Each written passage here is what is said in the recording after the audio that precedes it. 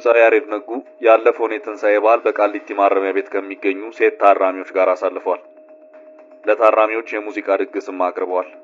ታዲያ ይህን ድግስ ተከትሎ ከቃሊቲ ማረሚያ ቤት ጋር የተያዙ ወሬዎች መናፈስ ጀምረዋል። የመጀመሪያው በድግሱ መድረክ ላይ ወጥታ የዘፈነችው ድምፃዊት ፍሬህይወት ስለሺ ጉዳይ ነው። ድምፃዊቷ አሳመነኝ፣ አወይኔ፣ እዛምና ተለወጥክብኝ የተሰኙ ሙዚቃዎች ያሏት ሲሆን አሁን ደግሞ በተገኘባት የወንጀል ጥፋት ምክንያት በቃሊቲ ማረሚያ ቤት ታራሚ ነች። ጥፋቷ ምንድነው? ስንት ዓመት ተፈረደባት? ይሄንን መልስላችኋለን። መጀመሪያ ግን ስለ ቃሊቲ ማረሚያ ቤት ታሪኮች ጥቂት እንበላችሁ። ከጫማ ማሰሪያ እስከ ሐሺሽ እንዳይገባ የተከለከለበት ግን ጥሩ ከተከፈለ ሐሺሹም ማሰሪያውም ሁሉ በውድ ዋጋ የሚገኝበት ቃሊቲ። ይህ ጽሑፍ በቃሊቲ ማረሚያ ቤት ለ2 ወር ታስሮ የወጣ የሕግ ታራሚ የጻፈው ማስታወሻ ነው። ጽሑፉ ከተጻፈ በኋላ በማረሚያ ቤቱ የተደረጉ ለውጦች በዚህ ጽሑፍ አልተካተቱም።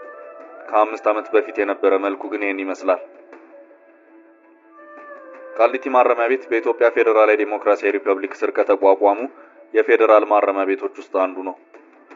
መጣጥፌን ላቀርብ ያስገደደኝ በወቅቱ ስለሚነሱት የማረሚያ ቤቶች ችግር መሻሻል በቴሌቪዥን እና በሬዲዮ የሚነገሩትን እዚያው ቃሊቲ ማረሚያ ቤት ወህኒ ቤት ለ2 ወር በታሰርኩበት ጊዜ ያየኋቸውንና የሰማኋቸውን ለማስተማሪያነት የሆኑ ዘንድ በማቅረብ ግዴታዬን ለመወጣት ነው።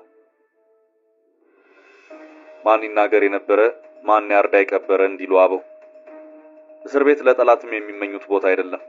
እኔ ቀደም ሲል የሰማሁት ማረሚያ ቤት ውስጥ ትምህርት ያስተምራሉ፣ እነገሌ መጀመሪያ ዲግሪ ያላቸው፣ እገሌ ከ8ኛ ክፍል ጀምሮ እስከ ማስተርስ ወህኒ ቤት ነው የተማረው የሚል ወሬ ነበር። ገብቼ ያየሁት ግን የሚገርምና ሌላ ነገር ነው። እስከ 11ኛ ክፍል አካዳሚ ትምህርት፣ የቴክኒክና የሙያ ስልጠናና የኮምፒውተር ስልጠና የሚማሩ አይቻሉ።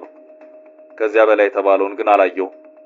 ማረሚያ ማለት ለኔ እንደሚገባኝ ከሆነ ለመታረም የገባ ሰው በስነ ልቦና፣ በባህሪ፣ በእውቀት፣ በመንፈስና በአካል በልጽጎና ዳብሮ ከስህተቱ ተምሮ አገሩንና ወገኑን እንዲረዳ ለማድረግ የሚያግዝ ማህበራዊ ትምህርት ቤት እንደሆነ ነው። እንዲህም ነው የምሰማው። ሆኖም በተግባር የሚታየው ግን የተገላቢጦች ነው። በማረሚያ ቤት ውስጥ ከላይ የተገለጹትን የሚጻረሩ አንዳንዶቹ ምክንያታቸው ባለፈባቸው አልፎም ተርፎም የደርግ ጊዜ አስራት ዘመን ላይ የወጡ መመሪያዎች ሳይቀር እስካሁን ተግባራዊ ሲሆኑ አይቻለሁ። ለምሳሌ በደርግ ትኩስ ነገር በፔርሙዝ እንዳይገባ ይከለከላል። ምክንያቱም የሀፓዎች እንደ መልእክት ማስተላለፊያ ስለሚጠቀሙበት።